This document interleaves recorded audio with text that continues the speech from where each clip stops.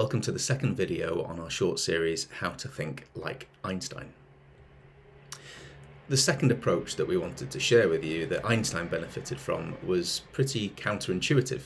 It was to stop thinking. When he was developing his general theory of relativity, he became fixated and stuck on the concept of gravity. He could not find a way to explain it and to make his theories fit into the workings and to the realities of the universe. The breakthrough, ironically, came when he stopped thinking about the problem. One day, whilst staring out of the window at the patent office in Switzerland where he worked, he was idly watching a window cleaner hard at work across the street from him. As he stared and his mind wandered, he imagined what it would be like if the window cleaner fell. He questioned how the fall would feel for the window cleaner, and specifically, he considered how falling would feel when compared to weightlessness if he closed his eyes.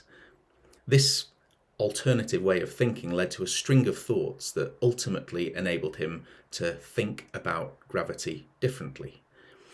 The fascinating part of all of this is that despite having spent year after year after year of allowing his conscious brain to consider this problem, it was the moment that he stopped thinking and allowed his mind to wander that enabled the real eureka moment to happen.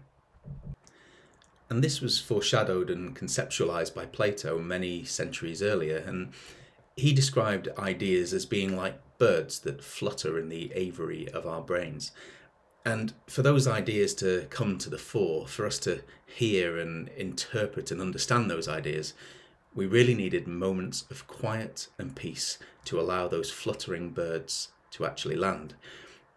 And if you think about that in our own world, how many of us would say that our best thoughts, our ideas, the very best that our brains have to offer, ever manifests itself really when we're just sat in front of our laptops? More often, inspiration strikes when we're in the shower or walking the dog or just having a wander.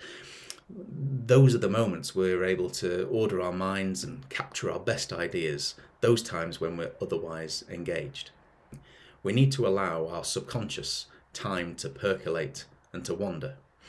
So if you find that your best ideas, your best thinking comes from those moments that you don't traditionally associate with work, perhaps like Einstein, it's staring out of a window daydreaming, then there really is an incentive for all of us to build this into our working days, to allow yourself those breaks and to hopefully enable our problems to find ways to solve themselves in new ways.